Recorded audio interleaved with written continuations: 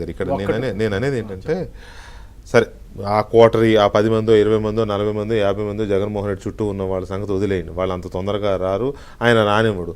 కానీ సానుభూతి పరులో లేకపోతే ఇంకా జగన్ మీద ఏదో పెట్టుకుని ఉన్న ఇది ఉంది కదా, అట్లాంటి వాళ్ళకి మీరు ఇచ్చే సందేశం ఏంటి? మీరు బయటకు వచ్చారు కదా సార్, నేను ఒక్కటే చెప్తాను, బ్రీఫ్గా న్యాయం వైపు నిలబడండి, నిజం వైపు నిలబడండి, నిజాయితీ ఆంధ్రప్రదేశ్ ప్రగతి వైపు నిలబడండి.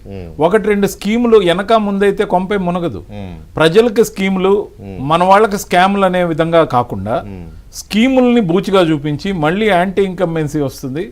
ఖచ్చితంగా తను ఫెయిల్ అయితే నేను పాస్ అవుతా అనే సిద్ధాంతానికి ఆకర్షితులు కావద్దండి.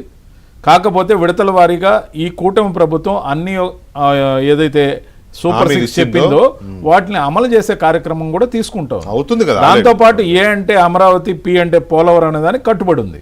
దాంతోపాటు డెవలప్మెంట్తో పాటు వివిధ పరిశ్రమలను లోకేష్ గారు తిరుగుతున్నారు.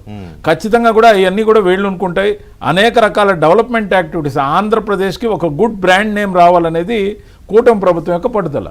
నేననేది మంచిగా ఉండేవాళ్ళందరికీ ఇలాంటి మామూలుగా ఈ సంస్కృతిలో మనం ఒక సిండికేట్, మనం ఒక ముఠా, మనమంతా పంచుకుందాం, ప్రజలకి కొన్ని స్కీములు ఇద్దాం అనుకుంటే అటువంటి వాటికి ఆకర్షితులు అవ్వకండి.